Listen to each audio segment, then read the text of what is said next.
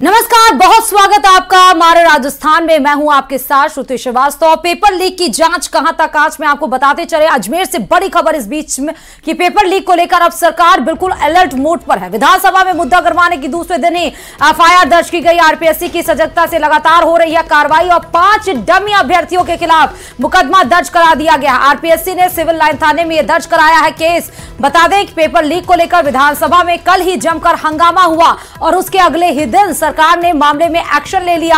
RPSC की सजगता से मामले में लगातार कार्रवाई हो रही है और ऐसे में सिविल लाइंस थाने में 5 डमी अभ्यर्थियों के खिलाफ एफआईआर दर्ज करवाया गया है।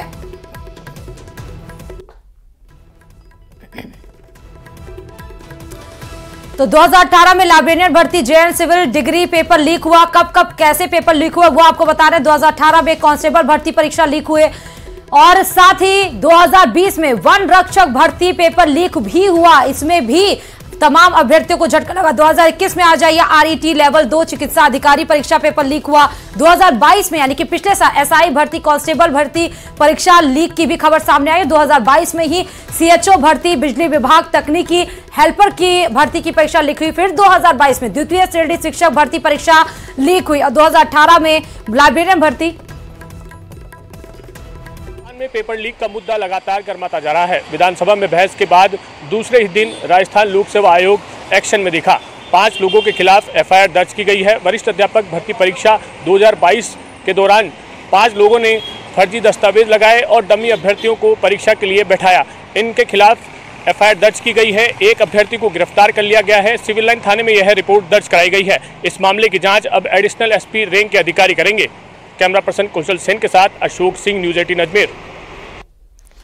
तो बताते चले कि 2022 इस खबर पर हमारे संवाददाता अशोक जुड़े हुए हैं। अशोक, कल ही विधानसभा में पेपर लीक को लेकर भारी हंगामा हुआ। प्रश्न और उत्तर दोनों हुए, लेकिन उसके बाद आरपीएससी का एक बड़ा एक्शन आज देखने को मिला। 2022 में जो भर्ती परीक्षा, शिक्षक भर्ती परीक्षा की जो पेपर लीक हुए थे, उसमें 5 डमी कैंडिडेट्स के ऊपर एफआईआर।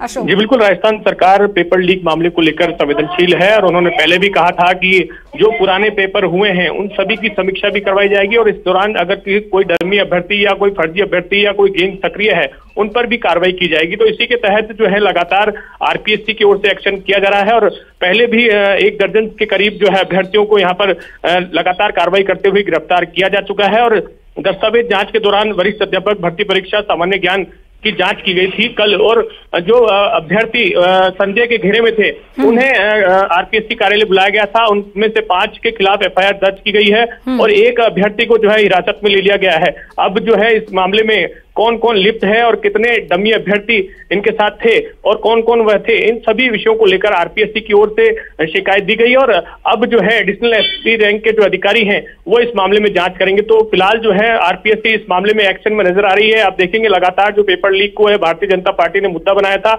और अब ऐसी घटनाएं सामने ना आए इसको लेकर जो है पार्टी पूरी तरह से सक्रिय है। साथ ही अब प्रशासन भी जो है इसमें एक्शन मोड में नजर आ रहा है। तो इसी के तहत जो है आरपीएससी की ओर से ये कार्रवाई की गई है और लगातार इसमें और भी जो पेपर हुए हैं उसमें दस्तावेजों की जांच लगातार की जा रही है और इस जांच के दौरान कोई गड़बड़ी पाई जाती है तो उनके खिलाफ भी एफआईआर दर्ज कर कठोर कार्रवाई की यहाँ पर जो है तैयारी की जा रही है। जी बिल्कुल अशोक, लेकिन कल विपक्ष ने कहा कि एसआईटी गठित की गई है, एसआईटी जांच वो ठीक है, लेकिन सीबीआई को क्यों नहीं इसमें एंट्री दी जाती है? जी बिल्कुल, उनका कहना भी जायज है क्योंकि पूर्ववर्ती जो सरकार थी उनकी ओर से एसआईटी गठन भी किया था और लगातार कार्रवाई भी की जा रही थी। इसके बावजूद भी कई मामले ऐसे आए थे जिस पर डमी अभ्यर्थी और गैंग जो है वो सक्रिय नजर आ रही थी। इसे लेकर भारतीय जनता पार्टी ने जो कांग्रेस सरकार थी उसको घेरा था और जनता पार्टी। बहुत बहुत शुक्रिया अशोक तमाम जानकारी देने के लिए इस खबर पर। तो विधानसभा में मुद्दा गरमाने के बाद दूसरे दिन ही 2022 में शिक्षक भर्ती परीक्षा का जो पेपर लीक हुआ था उसमें 5 डमी कैंडिडेट्स के ऊपर एफआईआर दर्ज कर दिया गया है। आरपीएससी ने एक बड़ा एक्शन लिया है। देखना अब यह है कि उन 5 डमी कैंडिडेट्स के अलावा और कौन कौन इसमें शामिल थे उसके जड़ तक जाने की कोशिश आरपीएससी के द्वारा और कार्रवाई के बाद की जाएगी। एक और बड़ी खबर आपको जयपुर से बता दें, क्योंकि नई सरकार है तो नई उम्मीदें भी अब लोगों की जुड़ने लगी हैं नई सरकार से। विधानसभा की कार्यवाही आज जारी रहेगी, प्रश्नकाल के साथ ही शुरू हो जाएगी सदन की यह कार्यवाही सुबह 11 बजे से, यानी कि अभी से 1 घंटे के बाद ही सदन की कार्यवाही शुरू होगी। और आज भी सदन में जोरदार हंगामे के आसार नजर आ रहे हैं। कई विभागों से जुड़े मसलों पर आज सवाल जवाब होंगे। पूर्व विधानसभा सदस्य मोहम्मद जहूर को श्रद्धांजलि दी जाएगी। राज्यपाल अभिभाषण पर भी वाद विवाद आज जारी रहेगा। विधानसभा में आज मंत्री गजेंद्र सिंह अपने वार्षिक प्रतिवेदन रखेंगे और राज्य मानवाधिकार आयोग का अंकेक्षण प्रतिवेदन भी होगा। Rajasthan state Ganganagar sugar mill का वार्षिक प्रतिवेदन होगा और साथ ही मंत्री कर्नल राज्यवर्धन सिंह राठौर वार्षिक प्रतिवेदन रखेंगे। उसके बाद भी Rajasthan x services corporation limited का वार्षिक प्रतिवेदन होगा। इस खबर पर हमारे संवाददाता बाबूलाल जुड़े हुए हैं। बाबूलाल, आज भी सदन की दूसरी कार्रवाई होनी है, हालांकि अंदेशा तो यही जता रहे हैं हम कि आज भी हंगामे के आसार हो जाएंगे, लेकिन कई सारे प्रतिवेदन भी रखने हैं। आज जब सदन की कार्रवाई शुरू होगी, खुलेगी, तो क्या मुद्दे होने वाले हैं बाबूलाल? जी देखिए, आज प्रश्नकाल के साथ में कार्रवाई शुरू होगी। कल जबरदस्त हंगामा बरपा था, बहुत शोर शराबे की नौबत थी और एक बार कांग्रेस ने वॉकआउट तक कर दिया था और फ्लोर मैनेजमेंट जो है वो गड़बड़ा गया था सरकार का। तो कल बहुत ही चिंता में थी सरकार और कल की जो गलतियां थी उससे काफी सीख लेने की कोशिश की गई है।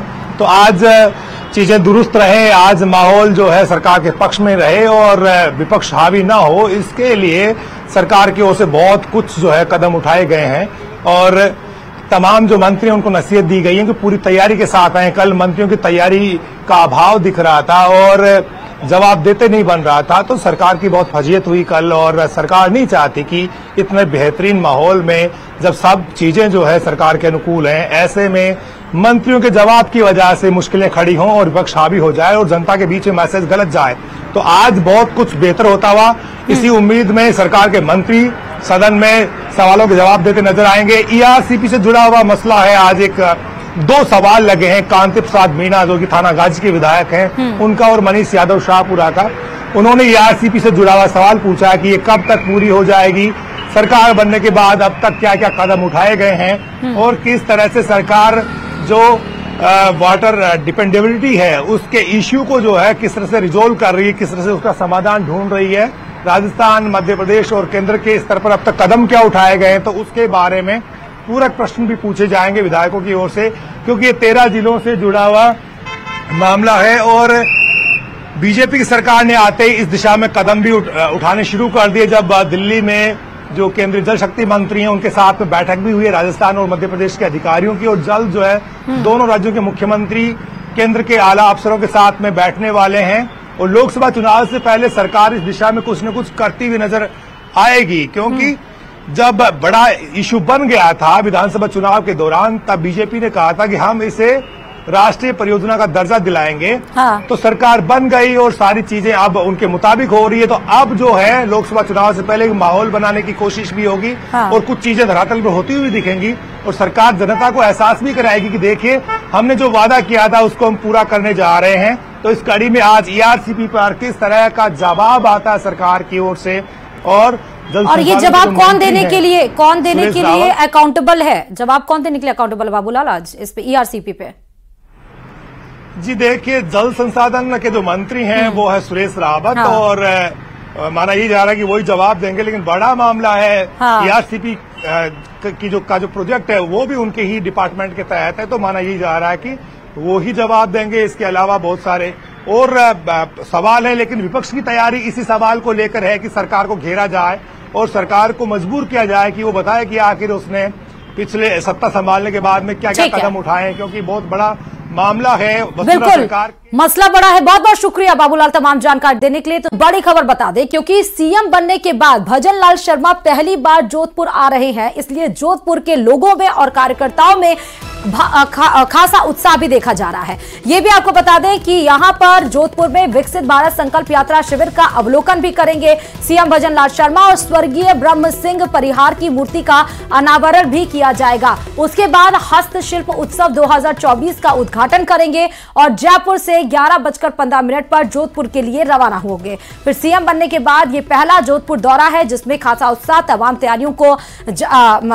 तैयारियां की गई हैं मुख्यमंत्री के आने के लिए, क्योंकि कार्यकर्ताओं में भारी उत्साह है कि मुख्यमंत्री बनने के बाद पहली बार जोधपुर का दौरा है। वो भी साथ ही हस्तशिल्प उत्सव 2024 का उद्घाटन भी किया जाएगा जिसमें तमाम हैंडीक्राफ्ट्स लगाए जाएंगे और ये एक जोधपुर का दौरा अहम दौरा मान सकते हैं क्योंकि तमाम कार्यक्रम प्रस्तावित है आज मुख्यमंत्री भजन लाल शर्मा के। और साथ ही आपको ये भी बता रहे हैं कि स्वर्गीय ब्रह्मा सिंह परिहार की मूर्ति का अनावरण भी करेंगे। रंजन इस खबर पर हमारे साथ जुड़े हुए हैं। रंजन, जोधपुर का दौरा कितना महत्वपूर्ण, पहली बार सीएम बनने के बाद जोधपुर आ रहे हैं सीएम भजन लाल? देखिए, निश्चित तौर पर भारतीय जनता पार्टी ने जिस तरीके से बहुमत हासिल किया है और बहुमत हासिल करने के बाद जो भूमिका मारवाड़ की रही है, वहां निश्चित तौर पर पहली बार जब आ रहे हैं तो भाजपा कार्यकर्ताओं में जोश होना स्वाभाविक है। भजन लाल शर्मा मुख्यमंत्री बनने के बाद निश्चित तौर पर पहली बार आ रहे हैं और उनके स्वागत के लिए एयरपोर्ट पर आह्वान किया गया है। भारतीय जनता पार्टी शहर, भारतीय जनता पार्टी के जो दोनों धड़े हैं उत्तर दक्षिण और उसके साथ साथ जो देहात के जो कार्यकर्ता है वे बड़ी संख्या में यहाँ पहुंचेंगे। और उसके बाद मैं बताना चाहूंगा कि निश्चित तौर पर अल्प समय का दौरा जरूर है लेकिन व्यस्तम दौरा कहा जाएगा कि आने के साथ ही सबसे पहले लूनी क्षेत्र में जो विकसित भारत संकल्प यात्रा को लेकर के जो संकल्प शिविर आयोजित किए जा रहे हैं उनका अवलोकन करने का कार्यक्रम है। उसके अलावा माता का थान क्षेत्र में जाने का कार्यक्रम है जहां ब्रह्म सिंह परिहार समाज सेवी की जो मूर्ति है उनके अनावरण के कार्यक्रम में शिरकत करेंगे। और उसके बाद में महत्वपूर्ण कड़ी के रूप में देखा जाए तो पश्चिमी राजस्थान हस्तशिल्प उत्सव का 33वें संस्करण का यहाँ उत्सव 2024 हस्तशिल्प मेला का जो आयोजन होने जा रहा है उसके उद्घाटन समारोह में मुख्य अतिथि के तौर पर मुख्यमंत्री भजन लाल शर्मा की भागीदारी रहने वाली है। केंद्रीय जल शक्ति मंत्री गजेंद्र सिंह शेखावत के साथ साथ भारतीय जनता पार्टी के जो बहुत बहुत शुक्रिया रंजन तमाम जानकारी देने के लिए। मुख्यमंत्री भजन लाल शर्मा जोधपुर के दौरे पर पहली बार आ रहे हैं। अब बात करेंगे बजरी माफियाओं के आतंक की। राजसमंद से यह बड़ी खबर आपको बता दें जहां पर खनिज विभाग की टीम पर जानलेवा हमला का मसला सामने आया है। अवैध बजरी खनन रोकने गई टीम पर माफियाओं ने हमला कर दिया। नमाना गांव में बजरी माफियाओं ने यह हमला किया है। अवैध बजरी से भरा एक ट्रैक्टर जब्त किया गया था और उसके बाद पेट्रोलिंग करने के बाद ये खनन विभाग के अधिकारियों पर गाड़ियों पर हमला किया गया है। माफियाओं के द्वारा खनन विभाग की गाड़ी पर हमला किया गया। खनिज विभाग की टीम ने अवैध बजरी से भरा एक ट्रक जब्त कर लिया और तभी बजरी माफियाओं ने पेट्रोलिंग टीम की घेराबंदी की कोशिश की। सूचना पर उपखंड अधिकारी मौके पर पहुंचे। खनिज विभाग के कर्मचारी पुलिस थाने में मामला दर्ज करा चुके हैं। अब पूरी कार्रवाई को अंजाम दिया जाएगा। नमाना गांव में बजरी माफियाओं ने ये हमले को अंजाम दिया है और ये तस्वीरें भी आपको दिखा रहे हैं। एक ट्रैक्टर ट्रॉली भी जब्त की गई और पेट्रोलिंग कर रही थी उस टाइम पुलिस और जब बजरी माफियाओं ने पेट्रोलिंग टीम पर हमला कर दिया।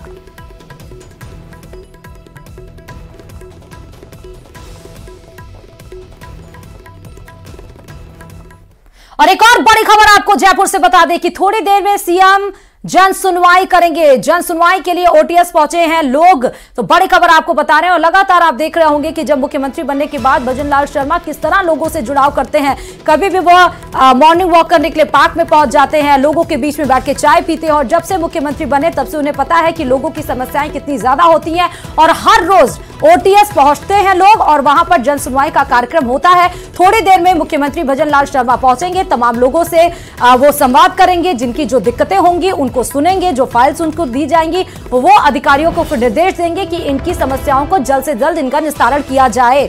बड़ी खबर आपको बता रहे हैं, थोड़ी देर में भजन लाल शर्मा जन सुनवाई करने के लिए ओटीएस पहुंचेंगे। रुकते छोटे से ब्रेक के लिए जल्द हाजिर होंगे, बने रहिए न्यूज़ 18 राजस्थान के साथ।